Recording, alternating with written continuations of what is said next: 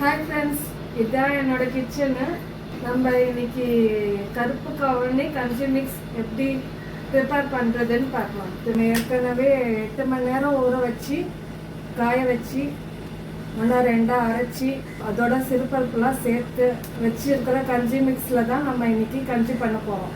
வாங்க எப்படி பண்ணுறதுன்னு பார்க்கலாம். இந்த கஞ்சி மிக்ஸ் வச்சு தான் நம்ம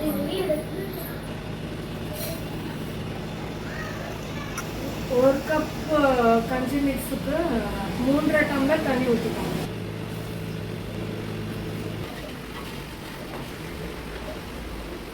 இதோட கொஞ்சம் மிளகு, சீரகம், பூண்டு இப்படி போட்டுக்கோங்க.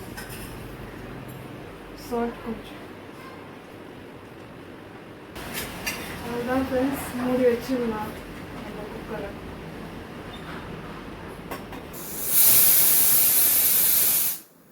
விசில் வந்துச்சு. இப்போ நம்ம குக்கரை திறந்துடலாம். இந்த தேங்காயில நான் பால் எடுத்திருக்கேன்.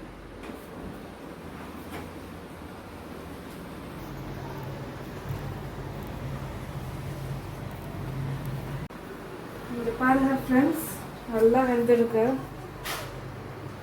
3 டம்ளர் தண்ணி ஊற்றிருக்கோம்.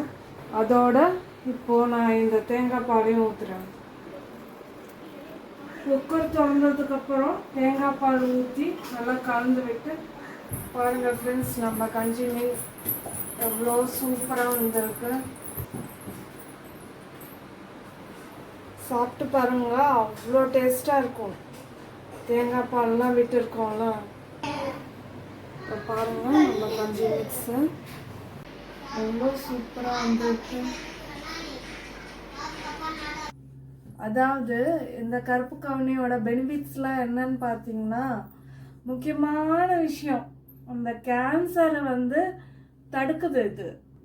செகண்ட் பாயிண்ட் என்னன்னா, சுகர் குறையறதுக்கு ரொம்ப ஹெல்ப்ஃபுல்லாக இருக்கும். தேர்ட் இந்த வெயிட் லாஸ்க்கு இது நம்ம எடுத்துக்கலாம், ரொம்ப ஹெல்ப்ஃபுல்லாக இருக்கும். டக்குன்னு வெயிட் குறையும். ஒயிட் ரைஸ் இல்லாமல் நீங்கள் இந்த கருப்பு கவுனி அரிசியை மட்டும் இல்லைன்னா கருப்பு கவுனி கஞ்சி மிக்ஸ் அந்த மாதிரி எடுத்து பார்த்தீங்கன்னா உங்களுக்கு வெயிட் லாஸ் ஆகிறது ரொம்ப ஈஸியாக இருக்கும். அடுத்த விஷயம் பழங்காலத்தில் ராஜாக்கள்லாம் ரொம்ப ஸ்ட்ராங்காக இருக்கிறதுக்கு இந்த அரிசியை தான் யூஸ் பண்ணியிருக்காங்க. இது நம்ம 2 விதமாக செய்யலாம். ஸ்வீட் கலந்தும் செய்யலாம், ஸ்வீட் இல்லாமையும் செய்யலாம். தேங்க்ஸ் ஃபார் வாட்சிங். சப்ஸ்கிரைப் பண்ணுங்க, லைக் பண்ணுங்க, முடிஞ்சா கமெண்ட் பண்ணுங்க ஃப்ரெண்ட்ஸ்.